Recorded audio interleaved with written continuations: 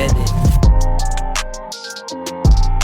I had a streak of 100 tackle years going, and I wanted to finish my career on that streak. And I think I was 9 tackles away from getting it. I believe I finished with 102 or something that year, but it was important to me to get to that milestone. It was important to me to play extremely hard to get there. And I was tweeting with Marcus Spears yesterday, and they were kind of talking about old players or former players forgetting what they felt about that last game. My deal was I wanted to hear my name called as much as possible in stadiums because unlike a lot of people that was on the team with me, they got their names called on draft weekend. And so any opportunity I got to go out on the field, I was going to play hard. I was going to try to win. Now, I understand organizations see things different ways, but when your organization sees things those different ways, then tell us, communicate to us, let us know what our objective is this week. And I think another part, something I was thinking about, in my second to last game of my career, we played the Philadelphia Eagles. Obviously, I was playing for Washington at the time. We were terrible. We were not going to go to the playoffs. We had already been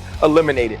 I finished with 20 tackles that game. I think 18, 19, 20 tackles. I got all these calls from Pittsburgh. They stayed. It was a Saturday night. They stayed after dinner to watch me. And I just remember not thinking one time during that game that we were out of the playoffs. Not thinking one time during that game that it was meaningless. All I kept thinking was the fact that every time I got close to LaShawn McCoy, his eyes got this big because he understood I didn't care about the schedule. I didn't care about the records. And that's how some people are. And for those people, what Doug Peterson did is unacceptable.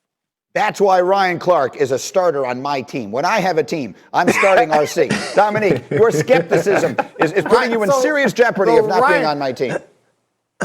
Yeah, that's fine. Ryan Clark is not normal. Like, the idea that other people are like that is insane. There's 2 or 3 players that I've played with in my entire career that I know are like that. And the thing about a guy like Ryan Clark is, the reason why this is interesting is putting sudfeld in is annoying, but it don't matter. You just heard it. It don't matter what you do on the offensive side of the ball. It don't matter what you do with the other safety or linebackers. Ryan Clark is going to go out there and throw his body into people and try to get 20 tackles in his last game before retiring. So, like that, I find that interesting.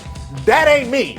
That ain't 90% of the league. And most of us at some point have been jaded and understand that it's a business. And I'm going out there like, man, this is my last game. You know what I'm not going to do? I'm not going to get me a concussion before I retire. I went to the hospital after the Cleveland game. Ryan put himself in the hospital. This is the last game of the season. I slept so in the hard. hospital. RC, Dominique, didn't you tell me that Ray Lewis would cry before games, meaningless games?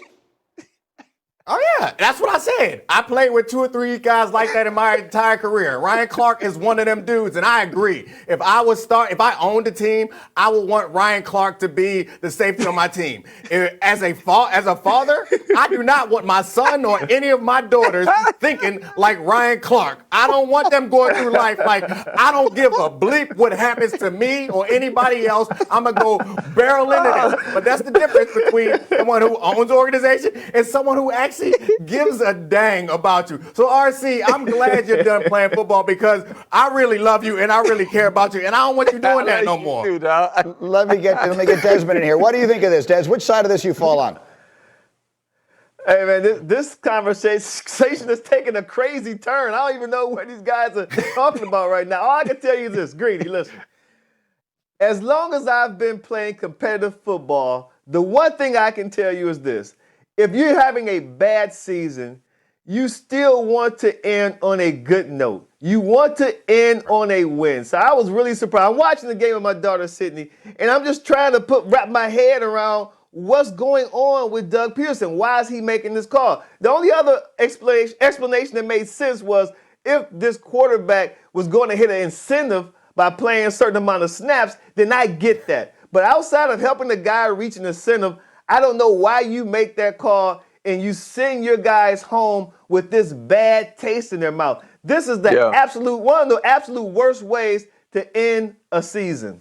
I like that. And we'll leave it there on that thought. We'll continue in a moment on Get Up as we go. Coming up, a surprising concession by Jerry Jones yesterday. Why the owner of the Cowboys believes Dak Prescott is the man with all the power in Big D. We will do that, and we will do this. The Big D on this show is Dan Graziano going head-to-head with Sneaky Hembo. By winning percentage, which NFL franchise has the best home playoff record of all time?